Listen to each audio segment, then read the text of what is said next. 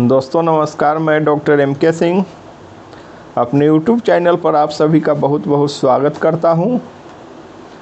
और अगर दोस्तों आप हमारे इस चैनल पर नए हैं तो हमारे इस वीडियो को लाइक शेयर सब्सक्राइब अवश्य करें एवं बेल आइकन बटन को प्रेस करना ना भूलें।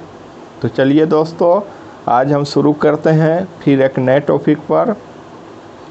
दोस्तों आज हम होम्योपैथ की बहुत अच्छी दवा के बारे में चर्चा करेंगे जिसका नाम है जिंजीवर। जिंजीवर मदर टिंचर में आता है दोस्तों, आता तो डाइलोशन में भी है लेकिन मेनली हम बात करेंगे मदर टिंचर के बारे में। जिंजीवर दोस्तों मेनली अदरक से बना हुआ दवा है।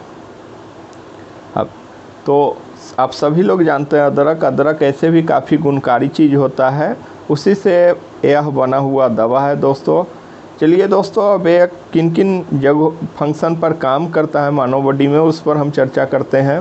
तो सबसे पहले दोस्तों जिंजीवर क्यू जो है वह अपर रेस्पिरेटरी सिस्टम पर काफ़ी अच्छा इसका पकड़ है।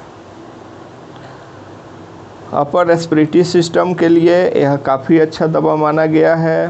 कफ खांसी के लिए तो यह रामबाण दवा है दोस्तों। नेक्स्ट दोस्तों, यदि गले में खराश है और टॉन्सिल बढ़ा हुआ है तो काफ़ी कष्ट लग रहा है तो उस कंडीशन के लिए भी जिंजीवर काफ़ी अच्छा दवा माना गया है।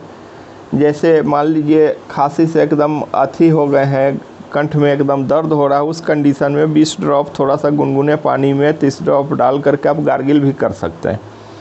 तो गार्गिल करने से काफ़ी आपको राहत मिलेगा।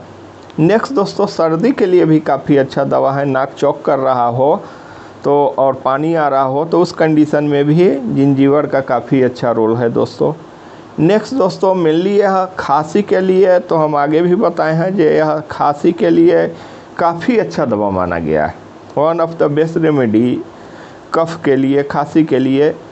नेक्स्ट दोस्तों, पेट के लिए भी काफ़ी अच्छा दवा माना गया है। पेट के पर भी इस दवा का काफ़ी अच्छा पकड़ है।